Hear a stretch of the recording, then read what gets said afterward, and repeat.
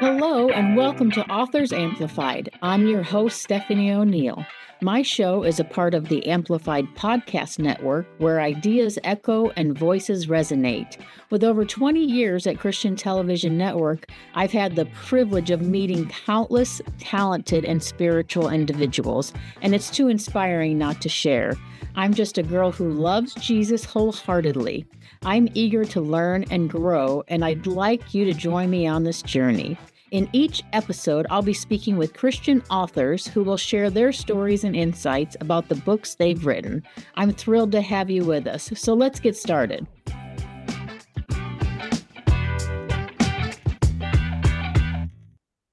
Welcome to Authors Amplified.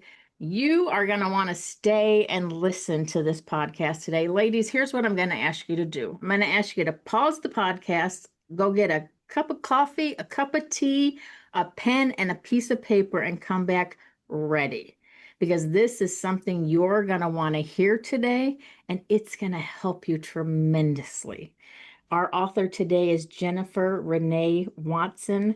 Her book is What If You're Doing Better Than You Think? Finding Courage and Confidence When Life Gets Messy. Jennifer, thank you so much for your time. Oh my goodness. Thank you for having me. This book brought so many revelations. I'm 57 years old. I've been a Christian for 32 years. And you think after you're a Christian for a while, you think, oh, well, I know it all. Right. I've been there, done. No, not at all. Every day can be a learning experience and a learning opportunity. And this book brought some things to just revealed things to me. The whole book, I was like, oh yeah. Oh my gosh. The whole time I'm reading through it because you think you're the only one who's maybe going through things, or as Christian women, we're told, okay, we're not told, here's what we think. You have to work, and then you have to run a household, and then you have to fulfill needs of your family. Oh, and throw birthday parties. Oh, and let's have amazing holidays. Oh, and how about if you make bougie lunches for your kids? All of this we're supposed to do, and we're supposed to do it with a smile on our face, and we're supposed to just be happy all the time. That's what has been created in our minds, right? Right. But life can get so messy and difficult. Yeah. And we also think, okay, because we're a Christian, we should be able to handle everything. We don't need doctors. We don't need therapy. We shouldn't need medication to be able to get through life. And nothing could be further from the truth. Yeah, you're so right. Yeah. I think that we do that to ourselves, put a lot of pressure and a lot of shoulds, and then we wonder why our mental health is like tanking. Great. So the description of your book says that mental health struggles are inevitable when the world wants us to fit into a specific mold. So what makes them inevitable in that case?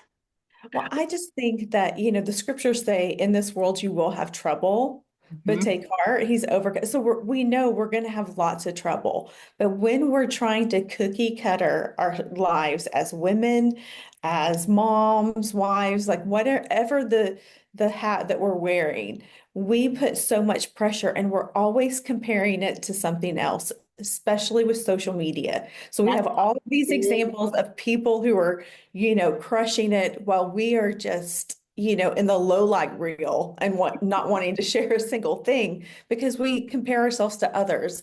And a lot of times we don't see the inner struggles.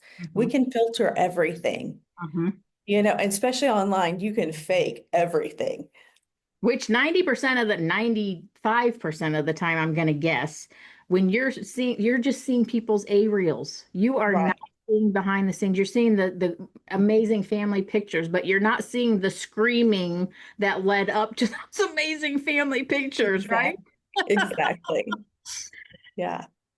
So, like I said, as I was going through the book, I just kept coming I started highlighting and then it was just highlighting the whole book. So I came up with some things that I highlighted a few things that just really hit me hard. So I thought I'd read few of those and we discuss them. Okay. Yeah, perfect. Okay, so the first one was we put ourselves last and we call it kingdom work, but it's not. It's neglect. It's unhealthy and can turn into abusive behavior when people feel like they must sacrifice themselves and their families in the name of serving Jesus. Mhm. How true is this? So true. Like Yeah, you're a yes person and the church wants you to do this. Yes. Your work wants you to do yes, yes, yes. And you get to the point where there's no time left for you. right, right. I think that I got to a point where I was realizing that people would ask me, well, where do you want to go eat? And like, I was like, I don't even know. I stopped even knowing what I liked because I was always looking for their cues. I Hmm. was always looking to them and saying, am I pleasing them? Am I meeting their needs? And as women, we are so bad at putting everything else before us and thinking that we're being selfless. Right. That what we're doing is setting ourselves up for failure, exhaustion, depression, anxiety. Depression tells us we're not enough. Anxiety tells us we're not doing enough. So we become the yes people. And we Right. don't even know what our lane is. We don't even know what we're called to do. We just think we're supposed to be pleasing. Yeah. We lose our gifts in that Right. because God has given us specific gifts, and we lose that when we're trying to be everything to everyone. Exactly. And there, that's enormous pressure that we can never live up to, Right. never attain. We're not supposed to. We're not supposed to. And so that self-sacrifice as being like, being a godly, pursuing holiness. Well, really, we're just learning how to not rest. Right. We're not taking a Sabbath. We're not learning what our body needs and how to meet that need. Hmm. It's just all the pressure and all the lists. And Right. we never can catch up. Right. And then the next one was the world says hustle harder, but our God says draw near to him and he will draw near to us. We dwell with him from a place of rest and renewal, not striving and producing. That hit my heart hard Oh, because yeah, we have to take our time to just be with the Lord. right. And when we're trying so hard to please everyone and to be everything to everybody, we lose that personal relationship. Right. Well, I started listening to what my friends and family were saying. I would ask, "How are you?" And it started, "I'm fine," to "I'm tired." And Mm, that's what I was hearing from everybody. We don't know how to rest and slow down and take that rest. It's like he says, "Come to me, all you who are weary." Well, we're living in a place of chronic weariness when we can't just slow down and take care of ourselves. hmm. We are always last on the list, which means inside we are a hot mess. Right. And trying wow, I just stumbled over trying to portray that we're not. Right, We're right, supposed to be with Jesus in our hearts, you know? right, right. Yeah, There's nothing holy about hustling harder when your world is imploding. right, right. We get so busy and I all these things just they hit me so hard because my gift is hospitality. Yeah, I'm always trying to be the one planning the get-togethers, doing the cleanup.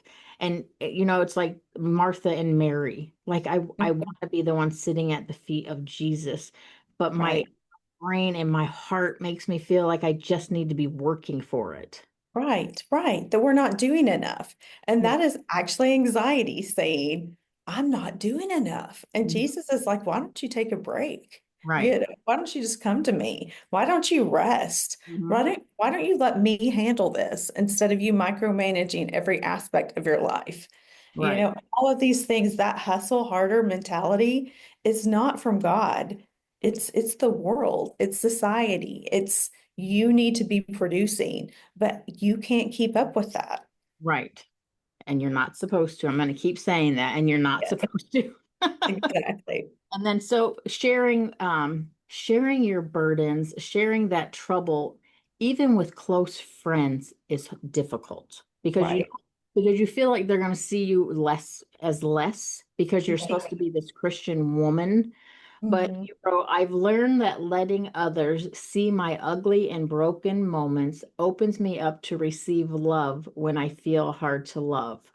In the past, I wanted others only to see me when I was happy and living life to the fullest, but God has given me the truest friends in my family who have been unwilling to leave my side at dark, broken moments.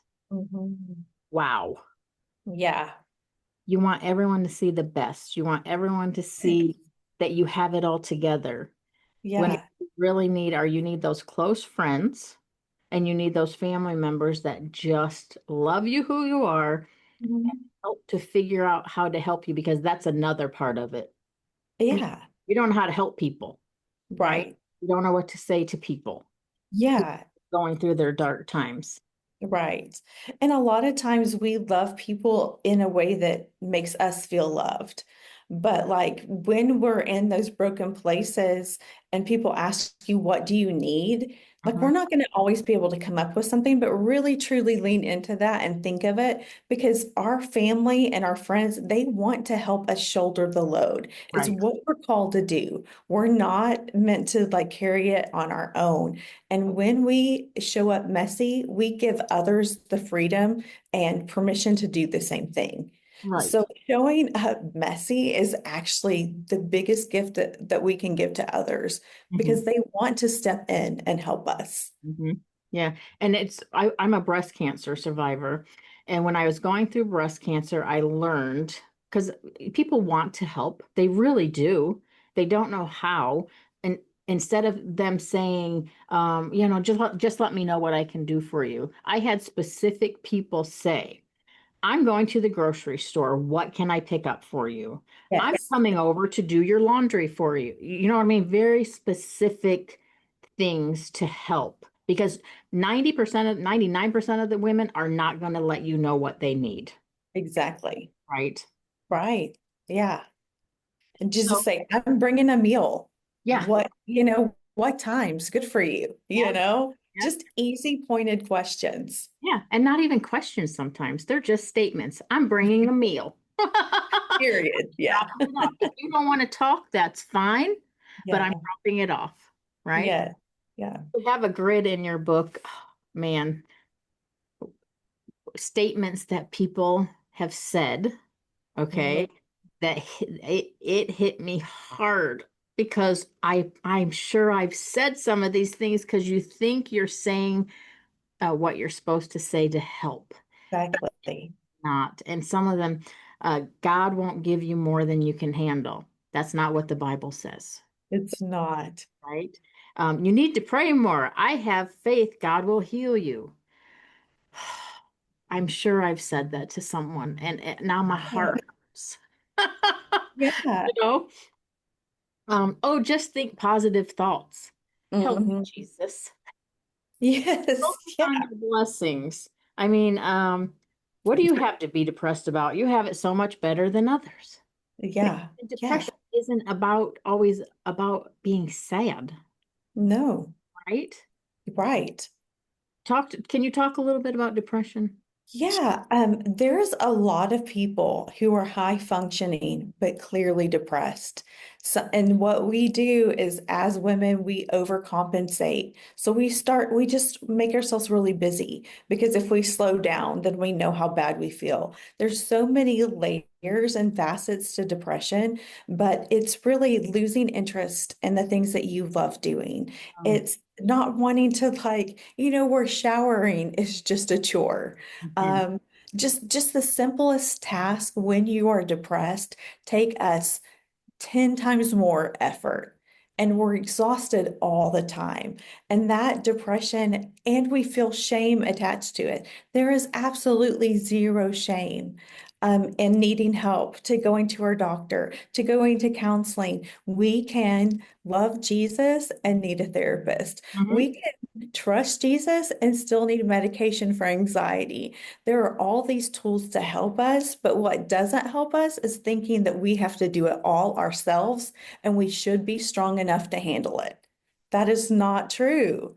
We all need a little help, and there's seasons where it's not just the commercial, the depression commercial where the person's sitting in the dark patting the cat. This can be someone who looks completely happy but gets in her car and cries the entire way home. Hmm. We've learned how to mask it with other things and distract ourselves from it. Right. And that's been proven over and over again by just celebrities or someone who just seemed happy all the time, joking Right, all the time, and then they unalive themselves. right, You're like, right. how, what? How? Yeah. That's Like, how, how did we not see it? right. And it's because we get so good at masking. We Hmm. get so good at faking it Hmm. because we think that that's what other people want to see, Hmm. is our perfect. And no one wants to see that. We're good with seeing each other's flaws and mistakes, and it's okay for us to admit that to a friend. Hey, I'm really struggling right now, and just say, all I want to do is sit in my on my couch and stretchy pants and eat ice cream. And they can say, well, I'll come over, and Yeah. sit with you in whatever state you are because you're enough for me. Yeah. Then now there's one thing you can say. Like, can you give us some suggestions? Say we have somebody and we know they're struggling. What can we say? How can we say it? What questions do we ask? What do we do to just be there to help, but not sound like what I just read? Right, right. And this was something that I had a lot of readers share with me because I had had those same things thrown out. And listen, yes, so many times we're going to get it wrong. Mhm. We're going to say the wrong things and we know it. But it's just moving forward now that we know, we can kind of like weed out some of those conversations by saying, how can I love you right now? Mhm. Like, how can I love you best? My friend would ask me that. Another thing is on a scale from 1 to 10, like, how are you really? Like, how's your heart? Mhm. And so they can give you a number to it. Like, I'm at a 2. Like, I'm struggling, I'm sinking, I'm not anywhere where I need to be. But asking those questions and just saying, and the thing is, because when they've had those other things like, well, count it all joy, what it does is it severs close connection because all of a sudden, if they've shared something with you and all of a sudden they feel shame about it. Mhm. And, they already feel as bad as you could possibly imagine. So saying, how can I love you best? What do you need right now? I know that you're struggling. Do you need me to come over? Like, how can I be a friend to you right now? Right. And if you don't know the answer to that, say, when you do, will you reach out to me? Will you just like follow up? I'm just going to keep checking on your friends. Mhm. Just keep checking in. Do those mental health check-ins and just say, hey, I'm struggling with this. What are you struggling with right now? Like, how can we support and pray for each other right now? Right. What's something that's hurting your heart and keeping you up at night? Just simple questions that say, I'm in this with you. And you're not alone. And that's just the thing. If we keep reminding them, you're not the only one, you're not alone. I'm in this with you. You don't have to suffer, Right. without a friend walking with you through this, you Right. know. Because there's absolutely no shame, none, because you're a Christian and you're struggling with something. Right, The right, Bible says we're going to struggle. The Bible says we're right. going to go through things. Yeah. Well, Mhm. and you can read in the Psalms. I mean, David was a hot mess all over the map in his emotions. There was high highs and there were low lows. I mean, throughout scripture, we have some people that struggled like Job. We had people um, prophets, the weeping prophet Jeremiah, who was kind of heavy because he knew what God was asking him to do, and he knew it was a lot. Mhm. There's some burdens on us that are heavy, and it's okay for us to say that. Right, Uh, Christians throughout history have struggled with anxiety and depression. We just have. We live in a broken, fallen world. right, Um, and it is inevitable, meaning that because we live in this world and we live in a breakneck pace, we're going to struggle. And so what can we do to put safeguards in place that when we're struggling, that we have a safety net to catch us, right. you know? And always remember, ladies, what you're seeing from other people, I just want to repeat it on social media or whatever, is not, it's just their A reels. Like you're just seeing the best of the best. You're not seeing Yeah, behind the scenes. You're not seeing they went on this family vacation, but you're not seeing the debt that they built up going on that right. vacation. So always Exactly. remember the comparison is the thief of joy. So Mhm. just remember what you're seeing is not always what is, So true. That's right? a good word. Yeah. So I know when you were writing this book, you were going through things, right? Mhm. But so what encouraged you to focus so much of your work on women's healing, particularly with mental health? Was it because Yeah. of what you were going through? I was starting to, you know, be in this friend group where we're really honest. For me, it's seasonal depression. When it starts, everybody gets excited about pumpkin spice. I go, ooh, I'm going to want to stay in more. And so I just felt like there were things that we were just trying to conceal. And what you conceal, you cannot heal.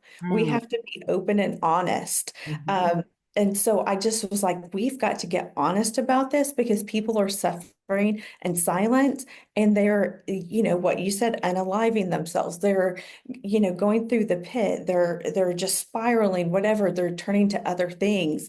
And so I wrote this it was the hardest season of my life. And then found out I got the opportunity to write this book. And I was like, I am in such a mess. I'm in the messy middle of my story. mm, And I didn't get to write on the other side of my pain. I got to write through it, which was really hard, but it made me get gut honest about real struggles with mental health and saying, let's talk about it. Let's be honest. Let's be real and give people a safety net for when they're struggling, ourselves included, yeah, you know? yeah. You mentioned how so many women go into hyper productivity mode instead of healing. What Yes. steps can we take to be sure we're on the path to healing and not just doing? Because that's my I do. I'm doing, and there's no healing involved in the doing. Right. Well, we can ask ourselves, am I trying to keep myself busy because I don't want to feel a certain way? Mhm, Am I trying to overcompensate? Like anxiety tells us we're not doing enough. mhm, Depression says we're not enough. Anxiety says, and so we want to do more to prove that we're okay. And really, we're setting ourselves up for failure. So, are you trying to distract yourself when really you need to get alone with Jesus, or you need to get gut honest with a friend?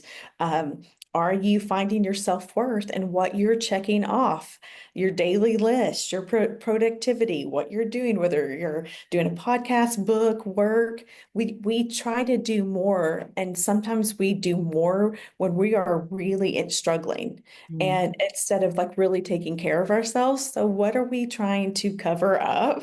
Right. What are we trying to prove? And are we trying to distract ourselves from paying attention to our pain? Hmm. Yeah. So, okay. Say I'm trying to fill, with doing things, and I'm realizing this. So, Yeah. what what are my steps? What do I do? How do I help myself? Like, what do I do Yeah. first? Yeah, I mean, like the first thing would be to pull back, pull back and go, I am in a deficit right now. I need extra help. So reach out to your closest friend, that trusted person, and say, I am really struggling. Another thing is if you are in a really bad place and you haven't been in contact with your primary care or a therapist or counselor, make those appointments and make that a priority because there are times when we need extra. We need extra help, and it might not be something our parents or family or friends are qualified to walk us through. We might need professional help. And that is the bravest, strongest thing that we can do is get proactive about our mental health, learn to rest, learn to say no, Yes. learn to look at our calendar and say, I have to have some downtime or I'm going to, tank and just be in a worse place. Right. So true. So the book is What If You're Doing Better Than You Think? Finding Courage and Confidence When Life Gets Messy. And I would love to suggest to ladies that are listening to get this book because you're going to want to read it over. Like I've read it once and I'm going to read it again because I feel like every single time I'm going to see something new. I'm going to figure out something different. And you know what? Get some girlfriends together. Get the book, go through it together because everyone's dealing with something. Everyone. And Right, everyone can use a friend and everyone can use some help and everyone can learn, right? right. And if there's any gentlemen listening and you want to figure out your help your wife and help read the Yeah. book, like this Yeah. gives you great insight to a woman's mind, you know? Yeah. We don't even know our own minds. I don't know how we ever expect our husbands or men or anything to understand us too. Right. There's No. a lot going on up there. Yeah. Yeah. So, what if you're doing better than you think? Finding courage and confidence when life gets messy. Where can we find your book? Yeah, you can find this on wherever you like to buy books on Amazon, Barnes and Noble. Um, and then you can always go to my website at jenniferreneewatson.com. I love to connect with others. I also have Facebook and Instagram, just at Jennifer Watson. And then it's on Facebook, it's Jennifer Renee Writer. So you can find me. I love to connect and just continue to encourage women. It's just my heart. And I think that women are amazing. And I want to just be one of those, the biggest cheerleaders for people who are, getting gut honest about their mental health. Yeah, ladies, I'm going to suggest you treat yourselves and you go buy this book. What if you're doing better than you think? And just help yourselves, right? Yeah. Thank you so much for your time. When I was reading this book, I'm like, I could make this podcast 4 hours because I want Yeah. to talk about every single thing in here, but it is a book that they can get. Yeah. They can get Yeah. themselves. So I appreciate your time so much. I Thank appreciate you so much. writing a book through your darkest, hardest times Yeah. and helping others with it. I just so appreciate that. Oh, goodness. Thank you so much. It's just been an honor to hang out with you and get to meet you and talk with you about something I'm so passionate about. Aw, thank you so much. Yeah. Thank you. Thanks for tuning in to Authors Amplified. If you enjoyed this episode, share it with a friend and subscribe for more incredible authors next time.